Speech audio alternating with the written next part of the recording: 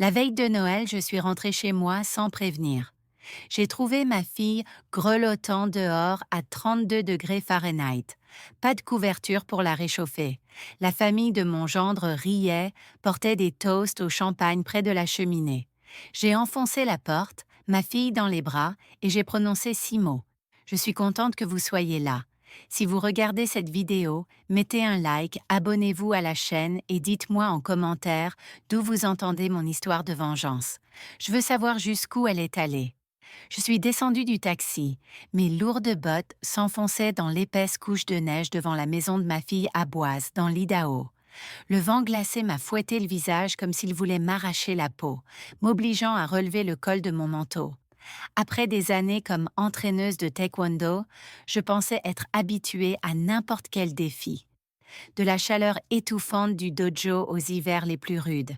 Mais ce froid de la veille de Noël m'a fait frissonner. Je suis restée là, devant la maison chaleureusement éclairée, un mélange d'excitation et de nervosité tourbillonnant en moi. Aujourd'hui, je voulais surprendre Émilie. Je voulais voir le sourire radieux de ma petite fille quand sa mère apparaîtrait à l'improviste.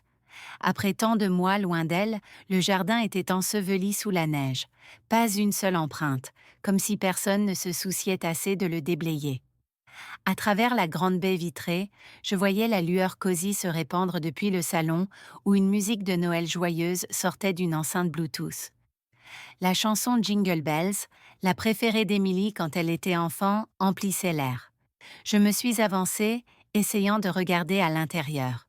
Une longue table recouverte d'une nappe rouge vif s'étirait devant moi, chargée de plats traditionnels.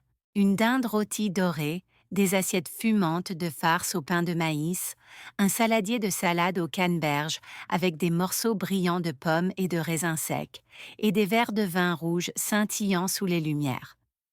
La famille Whitlock, celle de mon gendre, était réunie au complet. J'ai reconnu Monsieur Harold Whitlock, le père de Ryan, assis avec un air d'autorité, et Madame Evelyn Whitlock, sa mère, tenant un verre de vin avec un sourire suffisant aux lèvres. La sœur de Ryan, Abigail, était là aussi, avec ses 2 jeunes enfants qui riaient sans arrêt. Ils levaient tous leurs verres, portant un toast autour de la cheminée crépitante. Mais où était Émilie? Je me suis renfrognée, me forçant à regarder plus loin, pensant qu'elle était peut-être installée dans un coin. Je l'imaginais souriante, discutant joyeusement, comme autrefois lorsqu'elle passait ses bras autour de mon cou, en me racontant des histoires sans fin. Puis j'ai entendu un bruit, un gémissement faible venant du porche. Je me suis retournée et mon cœur s'est arrêté. Sous la lumière tamisée, à côté d'une jardinière de poinsettias couverte de neige, Émilie était recroquevillée dans une vieille chaise en bois. Elle ne portait qu'un chemisier fin, ses épaules frêles secouées de tremblements incontrôlables, ses cheveux en désordre collés à son front, humides de neige fondue. J'ai couru vers elle, le cœur battant comme un tambour. « Émilie !» ai-je crié, ma voix se brisant de panique. J'ai arraché ma veste d'entraîneuse et je l'ai enroulée autour d'elle avec urgence, mes mains tremblantes touchant son bras. Il était glacé, comme s'il n'y avait plus aucune chaleur en elle. Émilie a levé le visage, les yeux rouges, les lèvres pâles, murmurant à peine « Maman !» Sa voix était si faible qu'elle semblait se dissoudre dans l'air et elle s'est effondrée contre mon épaule. Je l'ai serrée très fort, sentant son corps trembler comme un oiseau pris dans une tempête. « Je suis là, ma chérie. Je suis là, » ai-je chuchoté, essayant d'avoir l'air calme, alors que les larmes me brûlèrent les yeux. J'ai sorti un pull supplémentaire de mon sac et je l'ai enroulé autour d'Émilie, essayant de partager un peu de ma chaleur. Je l'ai soulevée dans mes bras, tandis que ses chaussons trempés tombaient dans la neige, laissant une traînée désordonnée. Je la tenais contre moi, sentant son souffle faible sur mon cou.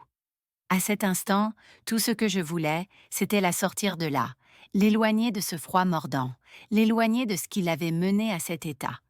Mais à l'intérieur de la maison, les rires continuaient, insouciants et cruels. J'ai clairement entendu la voix grave de Ryan, arrogante et vantarde, se vanter de quelque chose. Toute la table a éclaté de rire, et le tintement des verres sonnait comme une musique lointaine et étrange. Ils étaient heureux, bien au chaud près de la cheminée, tandis que ma fille, mon propre sang, tremblait dehors dans le froid, comme si elle ne méritait pas d'être dans cette maison. Il y a seulement quelques heures, j'étais à l'aéroport de Boise, encore en sueur après une semaine à entraîner l'équipe nationale de taekwondo. La chaleur des tatamis semblait rester sur moi, même quand je me tenais dans le hall glacé de l'aéroport.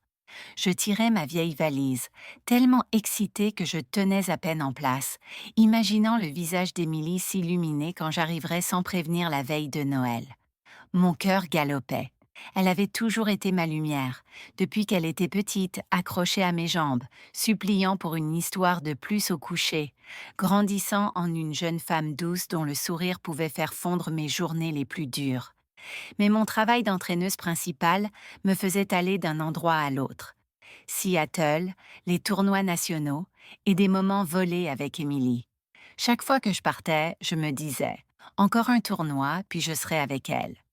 Et maintenant, j'étais là, prête pour une réunion de Noël dont j'étais sûre qu'elle la rendrait heureuse.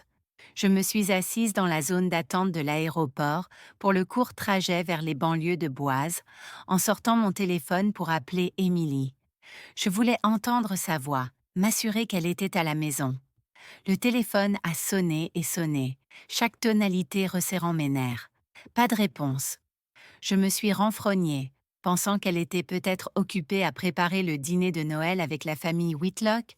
J'ai rappelé, puis encore une fois. Toujours pareil. Le silence. Un malaise s'est installé dans ma poitrine, se répandant comme de l'encre sur du papier. J'ai envoyé un message. Maman arrive. Tu es à la maison? J'ai fixé l'écran, attendant la petite coche bleue. Rien n'est apparu. J'ai essayé de chasser ce mauvais pressentiment, me convainquant qu'elle avait laissé son téléphone quelque part ou qu'elle était distraite à décorer le sapin comme elle le faisait chaque année. L'avion a atterri à Boise après la tombée de la nuit.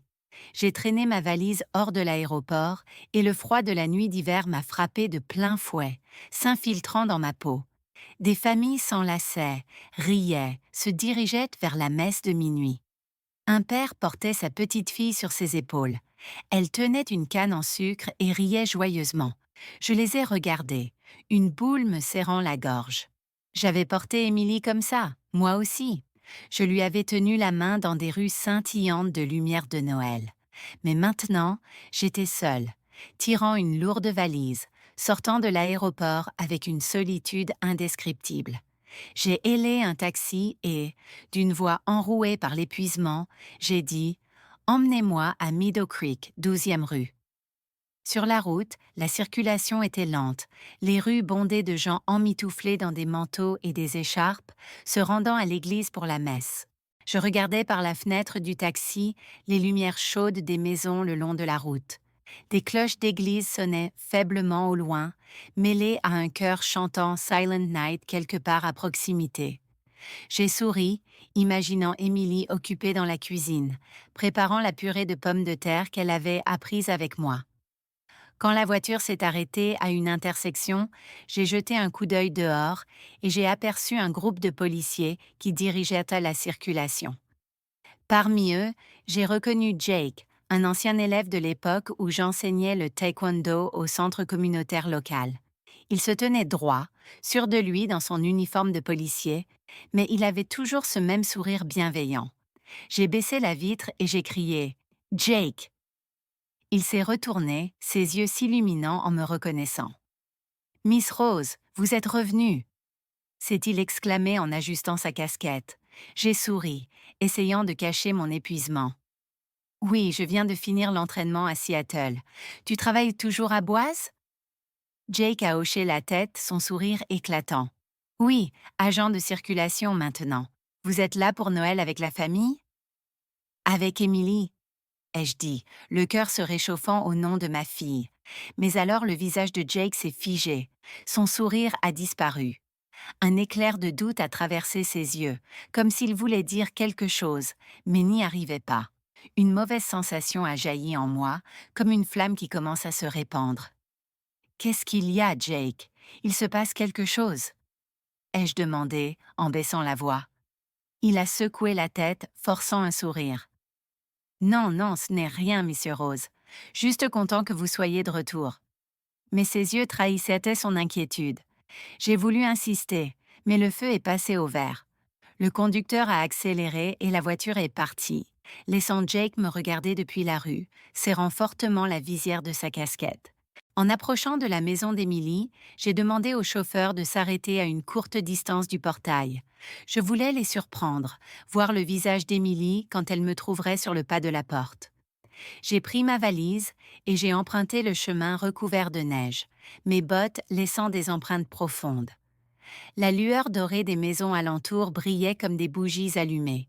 De loin, j'entendais une guitare et des chants venant du salon d'Émilie. J'ai souri, l'imaginant chanter comme lorsqu'elle était enfant, debout à côté de moi, entonnant Winter Wonderland de sa voix claire. J'ai posé ma valise sur la marche, j'ai pris une profonde inspiration et je me suis préparée à frapper. Mais alors un rire moqueur a fendu l'air, tranchant comme un couteau. Je me suis figée. Ma main est restée en suspens, sans toucher la porte. La voix grave et rugueuse de M. Harold Whitlock a résonné clairement. Voilà ce qu'on appelle une belle fille, une femme qui ne peut même pas avoir d'enfant. 4 fausses couches. Ne nous ont-elles pas déjà assez fait honte? Son rire était lourd, dégoulinant de mépris. Puis la voix de Ryan, froide et cruelle, s'est mêlée. Elle fait toujours semblant d'être dépressive. Elle s'enferme dans sa chambre pour ne rien faire. Sans mes parents, je l'aurais mise dehors depuis longtemps. Un autre éclat de rire a suivi, puis le cliquetis des verres de vin. J'ai entendu Abigail, la sœur de Ryan, avec un ton venimeux. Oui, totalement inutile. Une épouse qui ne peut pas avoir d'enfant. À quoi sert-elle? Elle fait semblant d'être malade juste pour qu'on la dorlote. Pathétique. Chaque mot me poignardait le cœur. Je suis restée là, paralysée. Mon souffle s'est coincé dans ma gorge. C'était ainsi qu'il traitait à mon Émilie, ma fille, celle qui rêvait d'une famille heureuse, celle qui mettait tout son cœur dans chaque repas pour son mari. Maintenant, il l'humiliait ainsi. 4 fausses couches, chacune la laissant sangloter jusqu'à ne plus avoir de larmes durant nos appels. Et eux disaient qu'elle faisait semblant. J'ai serré les poings, mes ongles s'enfonçant dans mes paumes, et c'est alors que j'ai vu Émilie recroquevillée sur une chaise en bois sur le porche, en simple chemisier, la tête baissée, tout le corps tremblant dans le froid glacial. Mes yeux se sont embués de larmes. Mon cœur s'est arrêté. J'ai soulevé Émilie dans mes bras. Son corps tremblait encore, froid comme un bloc de glace. Mes mains tremblaient aussi, pas seulement à cause de la nuit amère de Boise, mais à cause de la rage qui brûlait dans ma poitrine. Chaque pas vers la porte des Whitlock semblait peser 1000 livres. Mais je ne me suis pas arrêtée. J'ai martelé la porte en bois, mes coups fermes couvrant la musique de Noël qui hurlait à l'intérieur. Jingle Bells tournait en boucle, se moquant de la scène douloureuse que je venais de voir. Personne ne venait ouvrir. J'ai serré les dents et frappé plus fort, comme si je voulais faire tomber la porte d'un seul coup. Enfin, la porte s'est ouverte. Madame Evelyne se tenait là, un verre de vin rouge vacillant dans sa main. Ses lèvres peintes d'un rouge vif brillantes sous la lumière. Une odeur d'alcool flottait autour d'elle, mais son visage affichait un sourire forcé, essayant de paraître poli. « Hé, Miss Rose, quelle surprise !» a-t-elle dit d'une voix sirupeuse, mais fausse, comme si j'étais une invitée indésirable. « Pourquoi ne nous avez-vous pas prévenus pour qu'on déroule le tapis rouge ?» J'ai planté mon regard dans le sien, sans chercher à cacher ma colère. « Vous prévenir ?» ai-je grondé, chaque mot sifflant entre mes dents. « Si je vous avais prévenu, comment aurais-je vu ça? Qu'avez-vous fait à ma fille? » Je serrais Émilie plus fort, sentant son souffle faible contre mon épaule. Chaque respiration me rappelait que je ne pouvais pas laisser passer ça. Evelyne a haussé un sourcil, jetant un coup d'œil à Émilie dans mes bras avec une grimace, comme si elle regardait quelque chose d'agaçant. Émilie voulait juste prendre l'air, a-t-elle dit, sur un ton doux mais chargé de mépris. N'en faites pas tout un drame, c'est Noël, entrez. Ne restez pas dehors dans le froid. Ces mots m'ont frappé comme une gifle. Prendre l'air, alors que ma fille gelait pratiquement dehors en simple chemisier. Avant que je puisse répondre, Ryan est apparu derrière sa mère, sa chemise déboutonnée, affichant une nonchalance calculée. Il tenait une bouteille de vin et m'a lancé un regard défiant. Maman, ferme la porte, a-t-il dit, son ton dégoulinant d'arrogance, le menton levé. Laisse-la dehors jusqu'à ce qu'elle s'en remette. Qui se pointe au dîner de Noël en jouant les fragiles pour éviter d'aider? Il a lâché un petit rire moqueur, comme s'il avait dit quelque chose de malin. Ces mots étaient un autre couteau, pas seulement dans mon cœur, mais dans celui d'Émilie. J'ai senti son corps se ratatiner dans mes bras, comme si elle voulait disparaître. Depuis la table, la voix d'Abigail a claqué, tranchante et venimeuse. Exactement.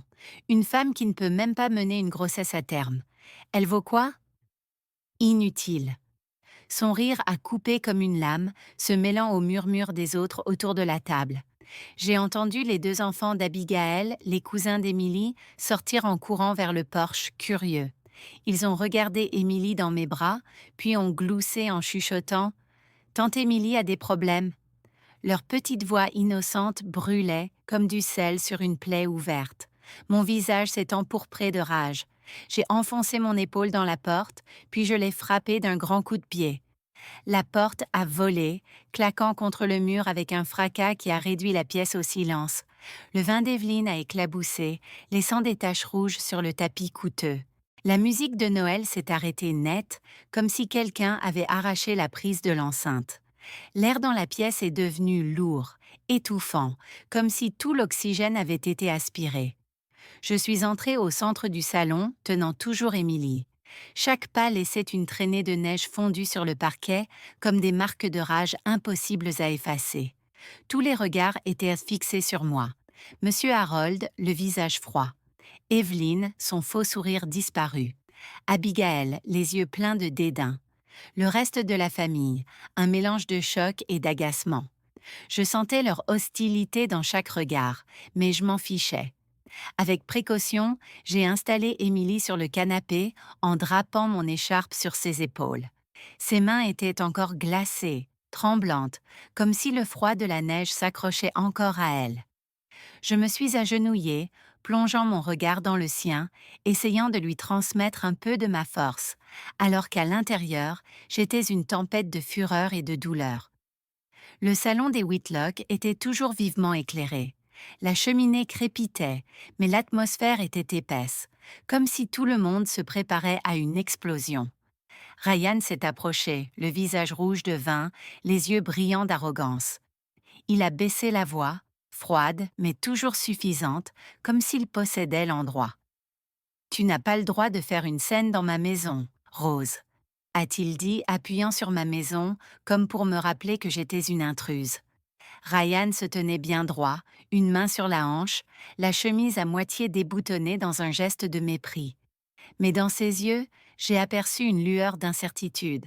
Il savait que je n'étais pas quelqu'un qu'on intimide facilement. Je me suis redressée d'un bond, pointant mon doigt droit vers son visage, la voix tremblante de fureur.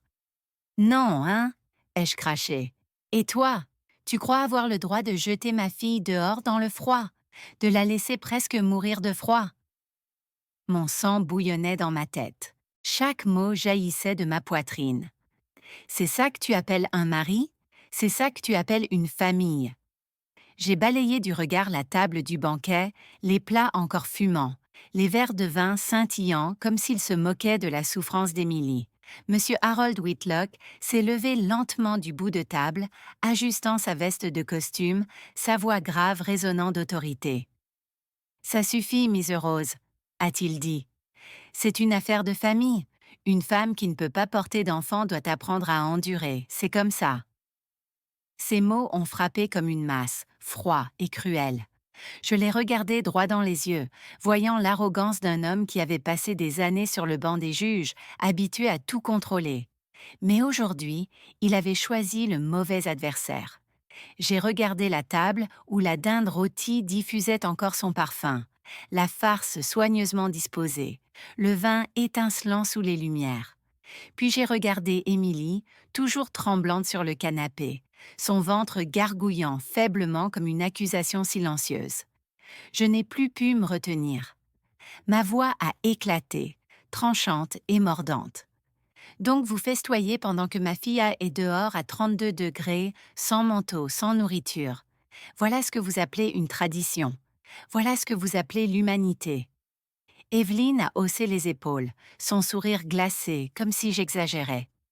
Une femme qui ne peut pas avoir d'enfant, même si elle mange, c'est du gaspillage, a-t-elle dit doucement, sa voix dégoulinant de mépris. Elle a levé son verre de vin et en a pris une gorgée, comme pour montrer qu'elle ne se souciait pas du tout de mes sentiments ni de ceux d'Émilie. Abigail a renchéri depuis la table, son ton acide, ajoutant du sel sur la plaie. Votre fille se sert toujours de la dépression comme excuse pour éviter de travailler, a-t-elle dit. En tout ce temps, a-t-elle déjà cuisiné un repas convenable pour la famille? Tout ce qu'elle fait, c'est rester au lit à se plaindre, en tirant tout le monde vers le bas. Elle a secoué la tête, les yeux pleins de moquerie, comme si Emily était un fardeau que toute la famille Whitlock devait porter. Des murmures des proches autour de la table ont enflé. Certains hochèrent la tête, d'autres ricanaient comme s'ils approuvaient ces paroles venimeuses. Chaque son, chaque regard en coin me transperçait la poitrine comme un nouveau coup de couteau. Je voulais renverser cette table luxueuse pour exiger justice pour ma fille. Mais alors, une voix faible est venue du canapé. Émilie, ma petite fille, avait bougé. Elle a essayé de se redresser, ses mains tremblantes agrippant le bord du canapé. « Je suis tellement fatiguée !» a-t-elle balbutié, la voix brisée, à peine audible. Personne ne comprend. Ces mots ont été écrasés aussitôt par le cri de Ryan. « Ça suffit !» a-t-il aboyé. « Tais-toi, tu m'as déjà assez humiliée. » Il a fait un pas vers elle, le regard glacé, comme s'il voulait briser le peu de force qu'il lui restait. J'ai vu les épaules d'Émilie s'affaisser, ses yeux rouges se remplir de larmes, et mon cœur s'est serré. Je me suis placée devant elle, prête à faire tout ce qu'il faudrait pour la protéger. Les souvenirs d'Émilie ont déferlé en moi comme une avalanche. Je me rappelais les jours où elle m'appelait, sanglotant au téléphone. Chaque fois qu'elle perdait un enfant, le premier, le deuxième, le troisième, le quatrième. À chaque fausse couche, son âme se brisait en morceaux. Elle avait été une fille douce qui rêvait d'un foyer chaleureux, de dîner de famille avec son mari et des enfants. Mais la douleur, encore et encore, l'avait poussée au bord du désespoir. J'avais essayé d'être là pour elle, même à travers de longs appels à distance. Mais je n'aurais jamais imaginé que la famille Whitlock, ceux à qui j'avais fait confiance, traiterait ma fille comme ça. Ryan, mon gendre, que j'avais autrefois cru être un homme correct, montrait maintenant son vrai visage. Un tyran cruel qui jetait ma fille dehors dans le froid, la traitant comme un déchet. J'étais sur le point d'exploser. À travers la fenêtre, j'ai vu Jake debout, silencieux, sur le porche. Peut-être patrouillait-il dans le quartier, son regard dur et son poing serré montrant qu'il avait entendu et vu cette cruauté. Je lui ai fait un léger signe de tête, lui indiquant de ne pas intervenir tout de suite. Mais sa présence était un rayon d'espoir. Je savais que je n'étais pas seule. J'avais un témoin, quelqu'un qui connaissait la vérité. Ryan a fait un pas de plus, me pointant du doigt, laissant tomber le masque de politesse. « Je vous préviens, c'est ma maison », a-t-il dit. « Ne vous en mêlez pas, sinon ça empirera. » Il a souri, persuadé que je reculerais devant le pouvoir des Whitlock. Il se trompait. J'ai serré les poings, mes articulations craquant, sentant toute la rage que j'avais contenue dans ma vie exploser à cet instant. L'air dans la pièce était si épais qu'on aurait dit qu'une seule étincelle pouvait tout embraser. J'ai fixé Ryan, la voix basse mais tranchante comme une lame. « Tu crois pouvoir me menacer? Tu crois pouvoir continuer à faire du mal à ma fille sans payer le prix? Tu te trompes, Ryan, je ne laisserai pas ça passer. » Je me suis tournée vers toute la famille Whitlock, du regard froid de M. Harold au petit sourire d'Evelyn, en passant par le regard méprisant d'Abigail. « Vous tous, ai-je dit, ma voix résonnant dans la pièce silencieuse. Vous allez payer pour ce que vous avez fait à Emily. » Le salon des Whitlock est tombé dans un silence terrifiant, comme si l'air avait été aspiré, ne laissant qu'une tension épaisse prête à exploser. J'ai posé ma main sur l'épaule d'Émilie, sentant son corps frêle sous l'écharpe, ma voix ferme et inébranlable. Ce n'est plus une affaire privée, c'est de la violence conjugale. Mes mots sont tombés comme une pierre dans un lac calme, faisant onduler la stupeur parmi tous. Evelyne, tenant toujours son verre de vin, a éclaté d'un rire moqueur, le faisant tourner comme si elle savourait une blague. Violence, a-t-elle dit, sa voix dégoulinant de sarcasme et d'arrogance. On lui apprend juste sa place, Rose. Vous devriez nous remercier de l'avoir supporté aussi longtemps. Ryan s'est avancé, les yeux rouges d'alcool et de rage. Il a craché ses mots comme s'il mâchait chaque syllabe avant de la recracher. Elle fait semblant d'être dépressive. Elle fait semblant d'avoir mal pour ne rien faire. Personne ne la frappe. On en a juste marre de son inutilité. Il a marqué une pause, me dévisageant avec un sourire tordu. Rééduquez votre fille, Rose. Personne ne perd 4 grossesses d'affilée. Peut-être qu'elle l'a fait exprès. Ces mots étaient comme une lame de rasoir. Ils ne se contentaient à moitié pas de me couper le cœur. Ils arrachaient les plaies encore ouvertes d'Émilie. J'ai entendu son souffle se bloquer, comme si on venait de lui donner un coup dans la poitrine. 4 fausses couches.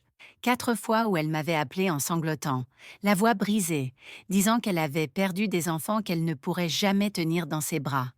À chaque fois, je ne pouvais que serrer le téléphone, impuissante au loin, essayant de la consoler avec des mots vides.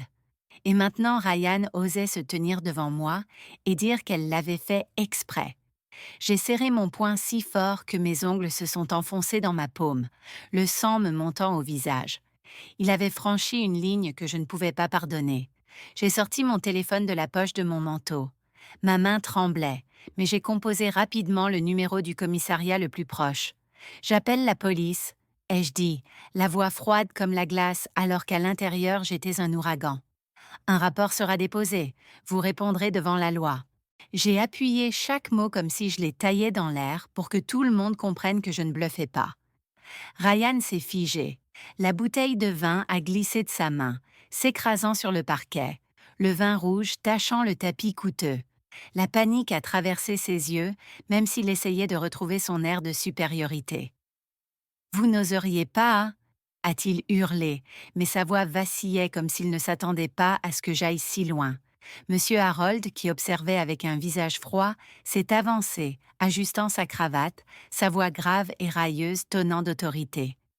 « Vous n'avez aucune idée de qui vous défiez, Rose, » a-t-il dit. « J'ai passé ma vie sur le banc des juges. J'ai vu le pire de ce monde. Vous pensez qu'un coup de fil va nous faire trembler ?» Ses yeux étaient tranchants comme des couteaux, me rappelant que la famille Whitlock n'était pas facile à ébranler. Mais je n'ai pas reculé. J'avais vu ma fille grelotter dans le froid, et rien, pas même le pouvoir de M. Harold, ne me ferait taire. Abigail, les bras croisés près de la table, a laissé échapper un sourire moqueur. « Allez-y, passez l'appel, Miss Rose », a-t-elle dit sur un ton provocateur. « On va voir qui ils vont croire, une vieille folle ou une famille respectée comme la nôtre. Vous pensez que la police prendra votre parti ?» Son rire venimeux a retenti, sûr que j'échouerais.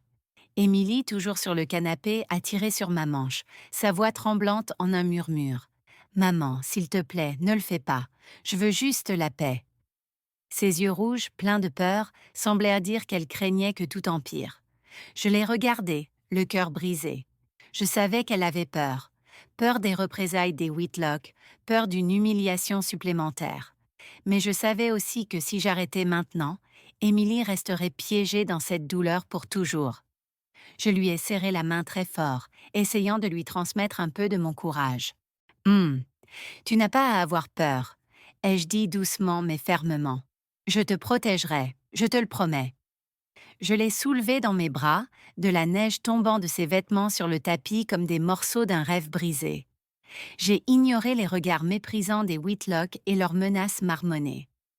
Tout ce que je savais, c'est que je devais la sortir de là, de cette cage de cruauté où elle était enfermée depuis trop longtemps. En me tournant vers la porte, j'ai vu Jake à travers la vitre embuée, debout sur le porche, la main posée sur sa radio, les yeux brûlants d'un feu contenu, prêt à agir à tout moment.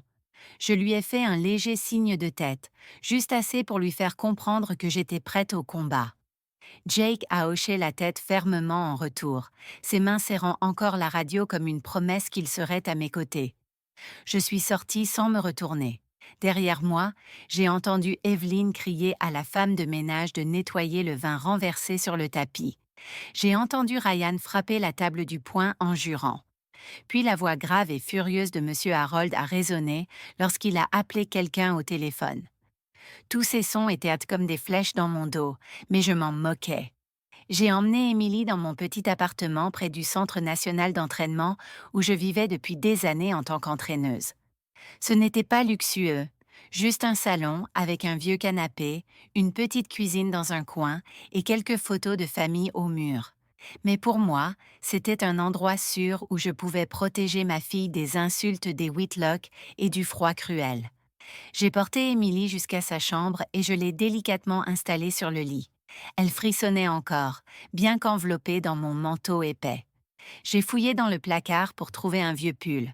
Je le lui ai mis, puis j'ai préparé un mug de chocolat chaud, son parfum sucré remplissant l'air froid. Bois ça, ma chérie, ai-je murmuré en posant la tasse dans ses mains. Mais elle l'a simplement fixée, les yeux vides, comme si elle ne croyait pas mériter ne serait-ce qu'un peu de chaleur. Mon téléphone a sonné, coupant mes pensées. C'était Jake. Sa voix était grave et stable. Miseries, je viens de déposer le rapport initial au commissariat, mais les Whitlock ne tomberont pas facilement. Ils ont de l'influence. Vous le savez. Je suis prêt à témoigner comme témoin si vous en avez besoin. Je sentais la détermination dans son ton, comme une petite flamme qui ne s'éteint jamais. Jake, mon ancien élève, celui qui autrefois se tenait dans le dojo avec des yeux brillants, était maintenant à mes côtés dans une autre sorte de combat. Aide-moi à me préparer, Jake, ai-je dit, la voix brève mais pleine de gratitude. Ça pourrait être une longue bataille. Il a répondu simplement, je l'ai, coach, je suis là. Le lendemain matin, j'ai emmené Émilie chez une thérapeute dans le centre-ville de Boise. La docteure Linda Carter, une femme plus âgée, au regard bienveillant, nous a accueillis dans un cabinet cosy. Après avoir parlé avec Émilie, elle m'a regardée, la voix lourde et triste. Elle souffre d'une dépression sévère, Miss Rose.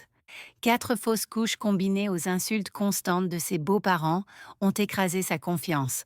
Elle a besoin de repos, de traitement, et surtout de se sentir en sécurité. J'ai hoché la tête, le cœur se serrant. Je savais qu'Émilie n'allait pas bien, mais l'entendre de la bouche de la thérapeute m'a transpercé comme un nouveau coup de couteau. Je l'ai regardée, recroquevillée sur la chaise, les mains serrées très fort, et je me suis blâmée de ne pas avoir été là plus tôt. Cet après-midi-là, Jake est passé à l'appartement hors de son uniforme, portant un sac de fruits et quelques vieux livres de cuisine. Il les a posés devant Émilie, hésitant. « Je sais que tu aimes cuisiner, » a-t-il dit. Je me suis dit que commencer petit, comme une tarte ou une soupe de poulet aux nouilles, pourrait te faire du bien. Sa voix était douce, mais je voyais l'inquiétude dans ses yeux. Émilie a baissé la tête, serrant le bord de son chemisier, et a murmuré « Merci, mais je ne crois pas que je puisse faire quoi que ce soit maintenant. » Ces mots m'ont transpercé comme une aiguille. Le visage de Jake s'est assombri un instant, mais il n'a pas insisté. Il a juste hoché la tête en silence. Il a laissé le sac sur la table et s'est tourné vers moi. « Miss Rose, quoi que vous ayez besoin, dites-le, je vous couvre. » Cette nuit-là, après qu'Émilie se soit endormie, je me suis assise à la table de la cuisine sous une lumière faible. Entourée de papier, j'ai entendu un bruit dehors, puis j'ai vu une grosse enveloppe glisser sous la porte, silencieuse comme une menace. Je l'ai ouverte. À l'intérieur, il y avait une note écrite à la main, les lettres désordonnées. Ne vous mêlez pas de la famille Whitlock si vous ne voulez pas finir aussi misérable que votre fille. Abandonnée. Mon sang a bouilli en lisant ça. J'ai froissé le papier et je l'ai jeté violemment à la poubelle, le bruit brisant le silence. Cette menace ne m'a pas effrayée. Elle n'a fait que me nourrir. Ils pensaient que je reculerais. Ils se trompaient. Cette même nuit, j'ai commencé à organiser toutes les preuves de l'argent que j'avais envoyé à Émilie au fil des ans. Reçus bancaires, messages avec mes notes d'amour. Chaque pièce était une preuve que j'avais toujours essayé de la soutenir. Même si Ryan et sa famille avaient dilapidé la majeure partie, chaque papier était un souvenir. Les fois où Émilie appelait, la voix tremblante, disant qu'elle voulait acheter quelque chose pour la maison, pour que Ryan lui réponde que ce n'était pas nécessaire. J'ai serré le stylo si fort que j'ai failli le casser. J'avais fait confiance à Ryan. Je pensais qu'il s'occuperait de ma fille, mais il ne la voyait que comme un outil, et quand elle a cessé d'être utile, il l'a jetée sans pitié. Émilie s'est réveillée au milieu de la nuit. Elle a titubé hors de sa chambre, les jambes tremblantes, et m'a vue à la table, enfouie sous les papiers, les yeux fatigués mais pleins d'inquiétude. Maman, a-t-elle chuchoté, la voix brisée. J'ai peur. J'ai peur qu'il te fasse quelque chose. J'ai levé les yeux, j'ai vu ses yeux rouges et j'ai senti mon cœur se comprimer. Je me suis levée, je suis allée vers elle et je l'ai serrée dans mes bras, sentant son corps fragile contre moi. Tu n'as pas à avoir peur, ai-je dit fermement, même si intérieurement j'étais un nœud de nervosité. À partir de maintenant, c'est moi qui te protégerai de tout, je te le promets. Je l'ai raccompagnée au lit, restant près d'elle jusqu'à ce qu'elle s'endorme. Mais je n'ai pas pu dormir. Je suis retournée à la table de la cuisine, j'ai continué à trier les papiers et j'ai fait une liste de ce qu'il fallait faire. J'ai appelé un vieil ami avocat qui m'avait aidé sur une affaire liée à l'équipe de taekwondo. Il a promis de s'en occuper, mais m'a prévenu. Les Whitlock ont beaucoup de poids à Boise, Miss Rose. Ils connaissent du monde dans les tribunaux. Préparez-vous à un long combat. J'ai hoché la tête, même s'il ne pouvait pas me voir. Je sais, ai-je dit, mais je ne m'arrêterai pas. Les semaines de préparation du dossier ont ressemblé à un cauchemar sans fin. Chaque nuit, sous la lampe faible de mon petit appartement, je parcourais page après page, relisant chaque reçu bancaire, chaque rapport médical concernant Émilie. Ces chiffres et ces lettres froides étaient la preuve de mon amour pour ma fille, mais aussi un rappel douloureux de tout ce qu'elle avait enduré. Enfin, le premier jour du procès est arrivé, et j'ai eu l'impression de monter sur un tatami. Émilie et moi sommes entrés au tribunal de Boise. Le froid du matin s'infiltrait à travers mon manteau épais. Je lui tenais la main, sentant ses doigts glacés trembler dans ma paume. Ses yeux étaient rouges, cernés par des nuits sans sommeil. Elle gardait la tête baissée comme si elle voulait disparaître dans les escaliers. Je me suis tenue droite, essayant d'être son roc, même si intérieurement j'étais tout aussi ébranlée. « Je suis là », ai-je murmuré en serrant doucement sa main. Elle a hoché faiblement la tête, mais ses yeux vides montraient qu'elle avait abandonné le combat depuis longtemps. La famille Whitlock était déjà là tôt. Ryan, dans un costume gris impeccable, se tenait comme un avocat sûr de lui.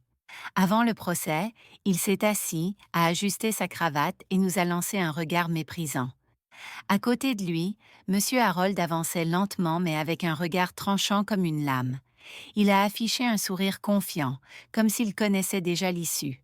Dans le rang de la famille, Evelyn et Abigail étaient assises bien droites, élégamment vêtues, chuchotant par moments, nous lançant des regards.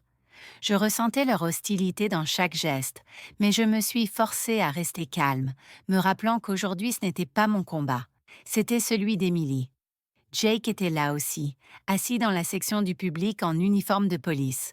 Il m'a fait un léger signe de tête, son regard stable comme une promesse qu'il ne nous abandonnerait pas. Sa présence me faisait me sentir moins seule, comme si j'avais un allié dans cette bataille. Je lui ai rendu son signe, le remerciant en silence d'avoir été là depuis cette terrible veille de Noël jusqu'à aujourd'hui. Le procès a commencé.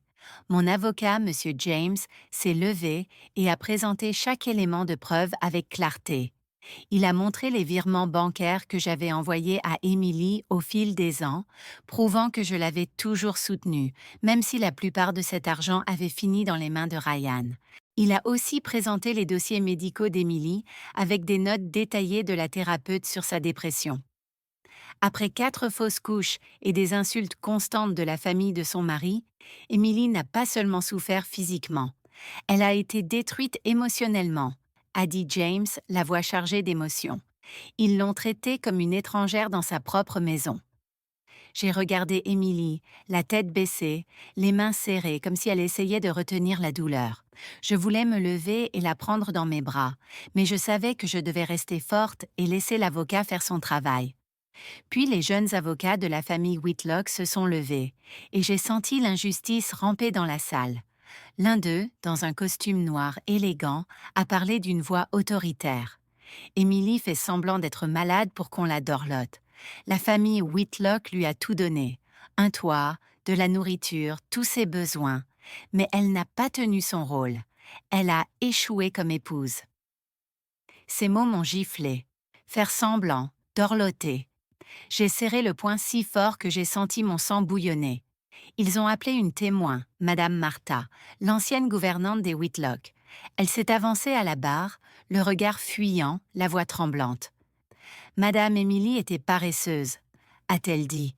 Elle s'enfermait dans sa chambre toute la journée, négligeait la maison. Je devais tout faire, cuisiner, nettoyer. Je n'en croyais pas mes oreilles. Émilie, la même femme qui préparait chaque repas avec amour, qui faisait des tartes maison pour plaire à toute la famille, maintenant qualifiée de paresseuse. Je me suis levée d'un bond, incapable de me retenir. Vous mentez, Émilie n'a jamais été comme ça.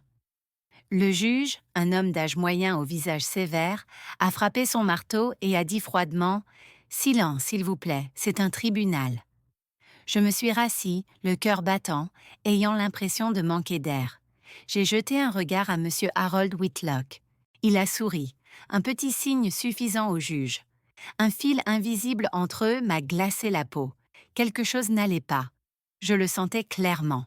Ils avaient tout planifié, et je n'étais qu'un pion sur leur échiquier. Émilie est restée voûtée, ses mains tremblantes agrippant le bord de la chaise. J'ai vu Jake au fond, la mâchoire crispée, les poings serrés, comme s'il luttait pour contenir sa propre fureur. Monsieur James a continué, la voix stable. Nous aimerions présenter une preuve clé, un enregistrement de la veille de Noël, capturant les insultes et la violence psychologique de la famille Whitlock envers Emily. Il a fait jouer l'audio que Jake avait enregistré en secret. La voix de Ryan a retenti, froide et cruelle. Elle fait semblant d'être dépressive pour esquiver ses devoirs. Puis celle d'Evelyn. Une femme qui ne peut pas avoir d'enfant, même si elle mange bien, est inutile. Et celle d'Abigail, sarcastique. Elle n'arrive même pas à accoucher. La salle d'audience est devenue silencieuse. Seuls quelques chuchotements perçaient. J'ai regardé Émilie, je l'ai vue se recroqueviller, comme si ces mots la poignardaient à nouveau. Mais l'avocat des Whitlock s'est levé d'un bond, objectant. Cet enregistrement est illégal, réalisé sans consentement. Il viole le droit à la vie privée. Le juge a hoché la tête, la voix sèche. L'enregistrement est irrecevable. J'ai eu l'impression que le sol s'ouvrait sous moi, je me suis agrippée à la chaise pour ne pas m'effondrer. L'enregistrement, la preuve la plus claire de la cruauté des Whitlock, rejeté pour une question de procédure. Des murmures ont rempli la salle. Certains ont halté d'incrédulité. D'autres ont secoué la tête perdue. J'ai regardé Jake, la tête baissée, les poings tremblants sur ses genoux. Émilie a caché son visage dans ses mains, les épaules secouées tandis qu'elle retenait ses larmes. Je voulais exploser, me précipiter vers le banc du juge et exiger justice, mais je savais que dans cette salle, la justice n'était pas de notre côté. Monsieur Harold était là, le regard calme mais arrogant, comme s'il avait su que cela arriverait. J'ai serré la main d'Émilie, essayant de lui donner de la force, même si je me sentais vaincue moi aussi. Après une semaine de journées de procès épuisantes, le verdict final est tombé. J'étais assise au tribunal de Boise en tenant la main d'Émilie, ses doigts froids et tremblants dans les miens. Toute la semaine, j'avais essayé de rester forte, mais chaque nuit, dans mon petit appartement, mon cœur me faisait mal de détresse et d'impuissance. Émilie était assise à côté de moi, les yeux rouges de nuit sans sommeil, le visage pâle comme si la vie l'avait quittée. Je lui serrai la main, essayant de lui transmettre un peu de courage, alors que je tremblais aussi. Ryan est entré d'un pas assuré, ajustant sa cravate comme si ce n'était qu'un jour ordinaire. Evelyn, sa mère, a lissé sa robe et s'est assise bien droite, les lèvres peintes d'un rouge profond, un sourire confiant comme si elle connaissait déjà l'issue. Abigail, dans une tenue voyante, nous a lancé un regard de mépris. Monsieur Harold se tenait derrière Ryan, imposant, le regard dur, nous rappelant que la famille Whitlock gardait toujours tout sous contrôle. Jake était dans la section du public, toujours en uniforme. Son regard était stable, mais il ne pouvait pas cacher son inquiétude. Il m'a fait un léger signe de tête, une promesse silencieuse qu'il serait là quoi qu'il arrive. Je lui ai répondu par un regard reconnaissant, réconforté par sa présence. Mais quand le juge, un homme d'âge moyen au visage impassible, est entré, un frisson m'a parcouru. L'air est devenu lourd, comme si tout le monde se préparait à un verdict inévitable. Le juge a parlé, la voix sèche et ferme. Le tribunal accorde la demande de divorce de la plaignante, Emily Harper Larson, et du défendeur, Ryan Whitlock. Ces mots ont allumé un rayon d'espoir en moi. Emily a éclaté en larmes silencieuses, des larmes roulant sur ses joues. Je lui ai serré la main, l'encourageant à rester calme et à écouter. Le divorce était ce que je voulais pour Emily, une chance d'échapper à la cage cruelle des Whitlock. Mais je savais que la décision n'était pas la fin. Le juge a continué, la voix monotone, comme s'il lisait un rapport. Toutefois, le tribunal ne reconnaît pas les allégations de violence conjugale, faute de preuves juridiques suffisantes. Quant au bien, étant donné que Ryan Whitlock a davantage contribué à l'entretien du mariage, le tribunal lui attribue la majorité des biens communs.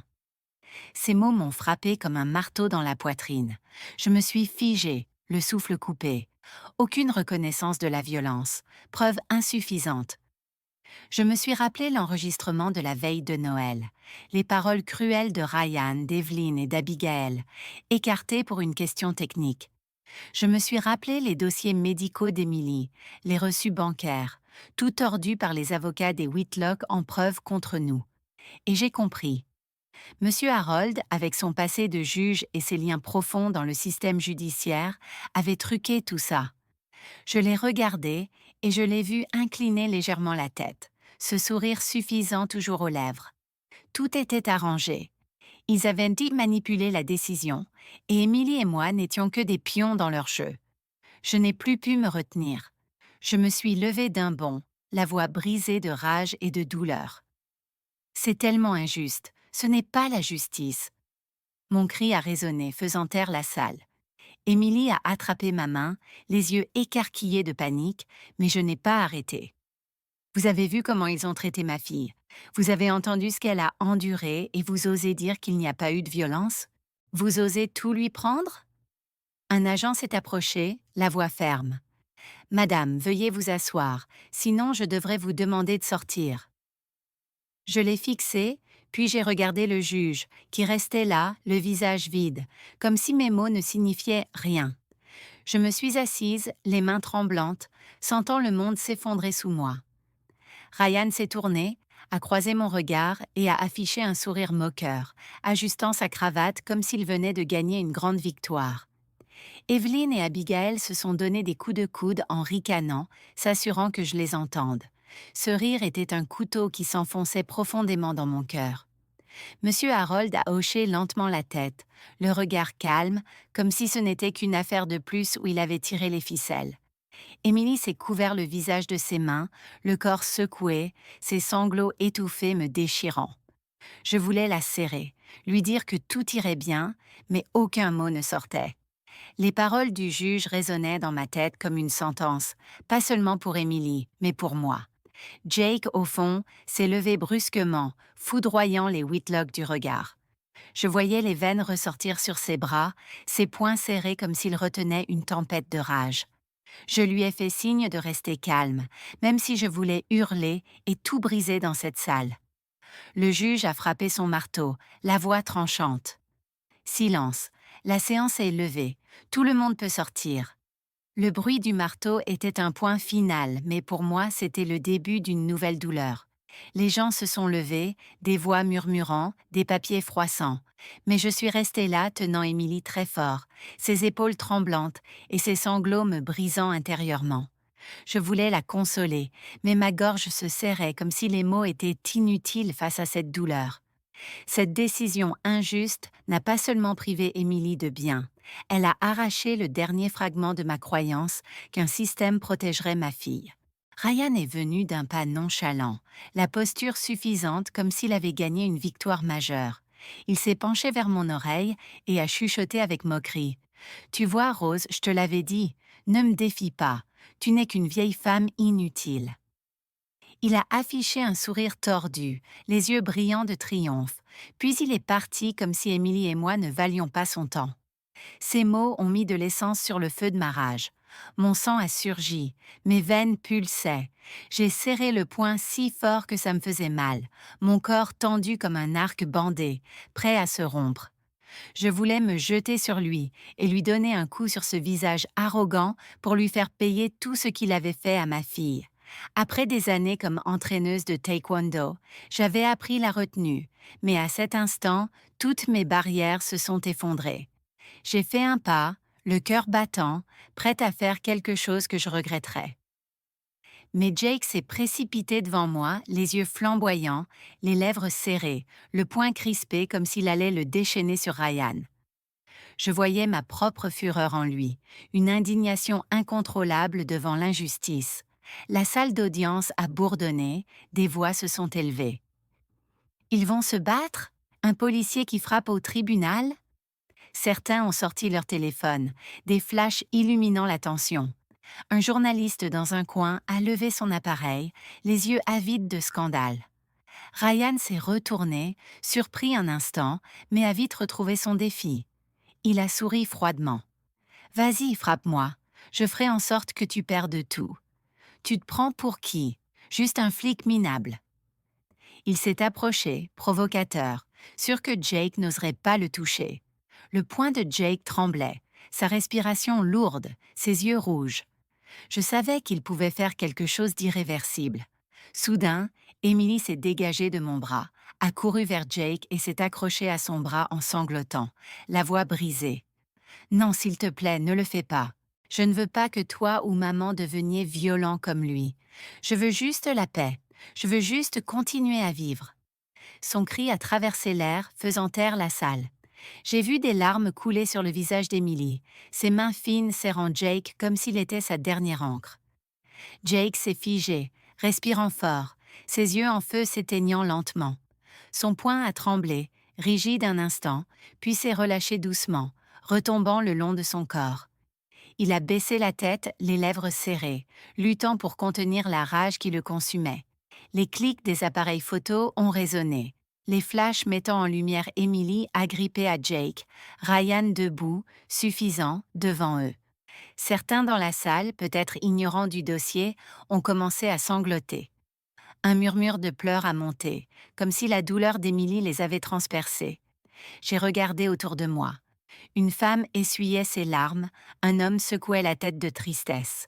Mais les Whitlock restaient impassibles. Evelyn et Abigail chuchotaient entre elles, des sourires froids aux lèvres. Monsieur Harold a hoché légèrement la tête, son aura d'autorité intacte, comme si tout restait sous son contrôle. Le juge a frappé son marteau, la voix froide. Silence. Si ce trouble continue, je ferai évacuer la salle. Le marteau était un avertissement, ramenant tout le monde à la réalité. Je me suis avancée, j'ai pris Emily et je l'ai serrée très fort. Elle continuait de pleurer, son corps tremblant contre moi comme celui d'une enfant perdue. Jake se tenait à côté, la tête baissée, les lèvres serrées, comme s'il se reprochait de ne pas en faire davantage. J'ai posé une main sur son épaule, hochant doucement la tête pour lui faire comprendre que j'avais compris et que j'étais reconnaissante qu'il soit là. Ryan a ajusté sa cravate, s'est retourné et est parti. Ses pas lourds de triomphe. Evelyn et Abigail l'ont suivi, leur rire froid étant un nouveau couteau dans ma poitrine. La salle s'est vidée lentement, ne laissant plus que moi, Emily et Jake.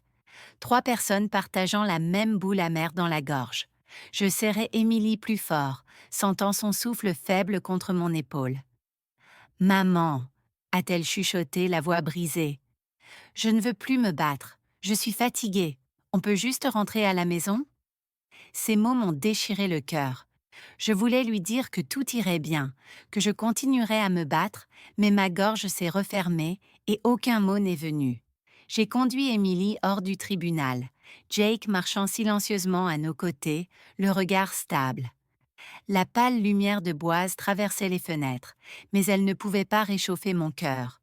Je savais que la décision d'aujourd'hui n'était pas seulement une défaite, C'était une déclaration de guerre. Les Whitlock avaient très peut-être gagné au tribunal, mais je ne les laisserai pas gagner dans la vie d'Emily.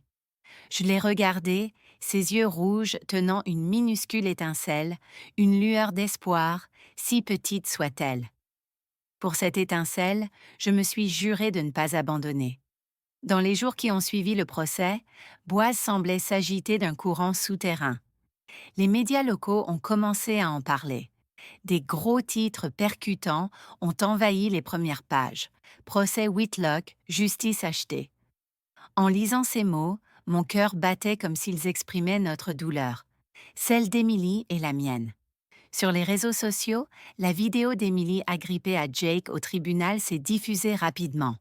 L'image de ma fille, les yeux rouges, la voix brisée, suppliant Jake de ne pas devenir violent, a touché beaucoup de cœurs. Les commentaires débordaient d'indignation. Les Whitlock pensent pouvoir tout contrôler. Emily mérite mieux que ça. Assise dans notre petit appartement à lire ces mots, j'ai ressenti un peu de réconfort, même si le tribunal nous avait tourné le dos. La voix de la communauté commençait à se ranger du côté d'Emily. Les Whitlock, malgré leur victoire légale, ont commencé à en payer le prix. J'ai entendu que d'anciens collègues de M. Harold chuchotèrent derrière son dos des rumeurs sur la façon dont il avait utilisé son influence pour tordre la justice. Ryan, surnommé l'avocat de l'injustice, est devenu une cible de critiques en ligne. Le prestige que la famille affichait s'effritait comme un château de sable balayé par les vagues. Je ne m'en réjouissais pas, mais je ressentais un mince filet de justice, non pas venant des tribunaux, mais de la voix du peuple. J'ai fait venir Émilie vivre avec moi dans mon petit appartement, éclairé par la lueur jaune chaude des lampes, des photos de famille au mur. Chaque matin, je me levais tôt pour lui préparer le petit déjeuner. Parfois des pancakes au sirop d'érable, d'autres fois juste des œufs brouillés avec du pain grillé. Émilie s'asseyait lentement à table, serrant une tasse de thé chaud, regardant par la fenêtre où une faible lumière glissait entre les toits de boise. Certains jours, je voyais des larmes silencieuses rouler sur ses joues comme des gouttes de pluie, mais je savais qu'Émilie guérissait lentement. Chaque jour, elle parlait un peu plus, son regard moins vide qu'avant. Je ne la pressais pas, je restais simplement à ses côtés. Une mère prête à protéger sa fille de n'importe quelle tempête. Jake est devenu une partie essentielle de nos vies. Il passait, parfois avec un petit bouquet de poinsettias, d'autres fois avec des donuts de la boulangerie du coin. Chaque visite illuminait un peu Émilie, comme si sa présence était un remède pour son âme. Un après-midi, Jake, un peu nerveux, a tendu à Émilie une petite boîte. À l'intérieur se trouvait un porte-clés en forme de tenue de taekwondo, le même symbole que j'avais enseigné à lui et à mes autres élèves. « Tu n'as pas besoin d'être forte tout de suite, » a-t-il dit, la voix douce mais ferme. « Mais tu peux recommencer petit à petit, comme Miss Rose l'a fait. » Émilie a pris le porte-clés, figé, les yeux brillants d'émotion. Elle a pincé les lèvres, retenant ses larmes, puis a hoché lentement la tête. « Merci », a-t-elle chuchoté, la voix petite mais pleine de sincérité. Je les regardais de loin, silencieuse, sentant un poids quitter ma poitrine. Pendant des années, Émilie avait été rabaissée, traitée d'inutile. Maintenant, quelqu'un voyait sa vraie valeur, la valorisait non pas pour ce qu'elle pouvait faire, mais pour ce qu'elle était. Je me suis détournée, essuyant une larme sur ma joue, ne voulant pas qu'Émilie me voie vulnérable. Un soir, alors que le coucher de soleil baignait l'appartement d'or, Émilie était assise en face de Jake sur le canapé. La tête baissée, les mains tordant le bord de son pull, la voix tremblante. « Jake, je pourrais ne jamais pouvoir avoir d'enfant. Si ça te déçoit ?» Elle s'est interrompue comme si elle craignait que ces mots ruineraient tout. J'étais dans la cuisine à faire semblant de laver la vaisselle, mais mon cœur s'est arrêté, attendant la réponse de Jake. Il a souri, un sourire chaud et stable, a pris ses mains et l'a regardée dans les yeux. « Je n'ai pas besoin de ça, Émilie. Tu es déjà ma famille. » Ces mots ont été une bouffée d'air chaud, faisant fondre le froid qui restait dans ma poitrine. Je les ai entendus avec une boule dans la gorge, les yeux embués. Pendant des années, Émilie avait été humiliée, traitée comme une épouse ratée pour ne pas avoir d'enfant. Maintenant, quelqu'un lui disait qu'elle suffisait, qu'elle méritait l'amour simplement pour ce qu'elle était. Je me suis tournée, laissant les larmes tomber en silence, le cœur rempli d'une gratitude trop grande pour les mots. Pâques est arrivé et j'ai pris Émilie par la main pour marcher sur la place principale de Boise, comme quand elle était petite, sautillant joyeusement dans des rues illuminées. La place était vivante du rire des enfants et de l'odeur de tartes fraîchement cuites provenant des stands. Émilie portait un pull léger, les cheveux attachés, et pour la première fois depuis des mois, je l'ai vue sourire. Un sourire radieux au soleil du printemps. Maman, a-t-elle dit doucement, ces jours me manquent. Quand tu m'apprenais à faire une tarte aux pommes, quand tu me racontais tes combats de taekwondo, j'ai souri en serrant sa main. Ils me manquent aussi, ma chérie, et je serai toujours là pour créer encore des souvenirs avec toi. Assise sur un banc en bois, à regarder les enfants jouer près de la fontaine, une vérité simple mais profonde m'a frappée. La justice des tribunaux peut être tordue, achetée par le pouvoir et l'argent. Mais la justice du cœur, l'amour, le respect, la résilience, personne ne peut y toucher. Émilie, même après avoir tant perdu, se retrouvait jour après jour, pas à pas. Et moi, une mère qui s'était sentie impuissante, je savais maintenant que ma plus grande force n'était pas dans les coups portés sur un ring, mais dans mon amour pour ma fille. Jake est arrivé avec un sac de churros chauds, en a donné un à Emily, et ils ont ri et discuté comme de vieux amis. Je les regardais, le cœur plein d'espoir. Emily n'oublierait peut-être jamais les cicatrices que les Whitlock lui avaient laissées, mais elle apprenait à avancer, à s'aimer, à s'ouvrir à ceux qui la valorisaient vraiment. Et moi, à 65 ans, après avoir mené tant de batailles, je savais que le combat pour le bonheur d'Émilie était le plus significatif de tous. Cette histoire est fictive, mais s'inspire d'expériences réelles. Les noms et les lieux ont été changés pour protéger les personnes concernées. Nous la partageons non pour juger, mais dans l'espoir que quelqu'un s'arrêtera et réfléchira au nombre de mères qui souffrent en silence dans leur propre foyer. Je suis vraiment curieuse. Si vous étiez à ma place, que feriez-vous? Resteriez-vous silencieux pour la paix ou oseriez-vous tout affronter pour reprendre votre voix? Je veux savoir ce que vous en pensez, parce que chaque histoire est une bougie qui peut éclairer le chemin de quelqu'un. Que Dieu bénisse toujours. Je crois fermement que le courage mène à des jours meilleurs.